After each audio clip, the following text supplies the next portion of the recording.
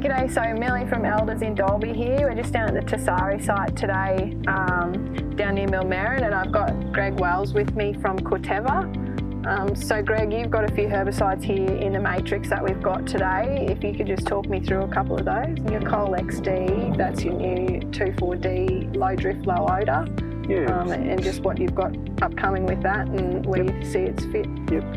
So Colex D is a new 2,4-D, but it's very different to the existing 2,4-Ds that are on the marketplace, and there's 4 or 5 key things. The first one is that it's got ultra low drift because there's inbuilt drift reduction technology in the formulation. The second is it's got very, very low volatility, and so it's much lower than ester formulations and lower than amine formulations as well for driftability.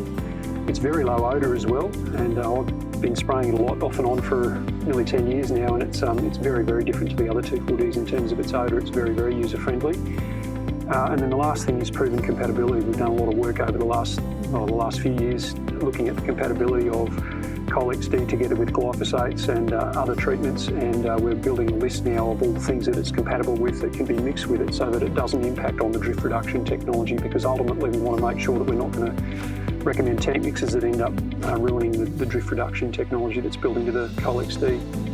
The other thing we found, interestingly, in the last month or so through work at a research farm in northern New South Wales, is that water quality is also possibly a factor where using Colex D together with commercially available glyphosates and AMS, ammonium sulphate, has resulted in pretty good control with Colex D and better than an existing 2,4-D amine formulation.